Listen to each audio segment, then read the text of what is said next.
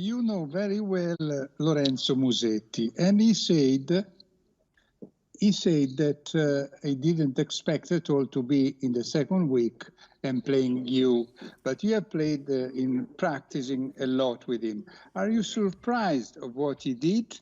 And do you think, I don't know if you saw anything of his match because you were on court also later on, but he played unbelievable. And I tell you, he could be dangerous even for you, whatever. But do you expect that he could be dangerous? I don't say. Well, you're Italian, of course you're going to say that. But I think Lorenzo is very nice. First of all, very nice kid, very nice guy. We did hit a lot in practice. We never faced each other, but we did practice actually this season on this surface in Monte Carlo a couple of times and other tournaments. So I really like how he plays. He's got a lot of firepower from both forehand and backhand. He can play with a lot of spin. He's got a great feel, come to the net. He can play short balls, drop shots. He can flatten out his serve. He can open up with a good kick and slice. He's got really all-around game. I mean, not just for clay. I mean, maybe his biggest wins he made on the hard court, so far. I think he won against guys like Dimitrov. I think it was in Mexico or somewhere like that. So he's already established himself at that level of tennis. So I know very much so that he can.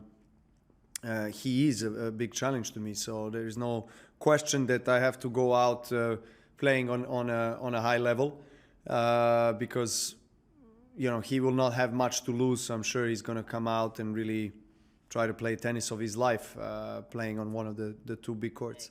Obviously, you've called Rafa the king of clay, the king of this court. Are there things that players like you, even at your level, learn from how he plays and that you go to school on?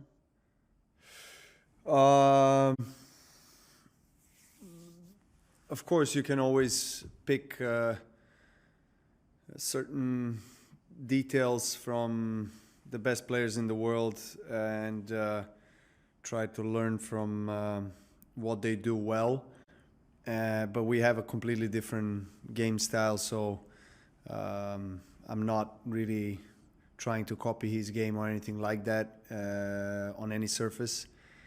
I have my own authentic style that I have developed over the years, but definitely when you watch him play, particularly on clay, there's always something that you can learn from. I mean, I consider myself a student of life and student of this sport, regardless of the career and success that I have behind me. I can always learn something from not just from him, but from any player that I get to see how he or she plays, and sometimes just watching videos of random players and random matches can trigger something in you that you can see, that you can observe, that you can implement later on in your game. So I try to have an open mind always when I watch tennis.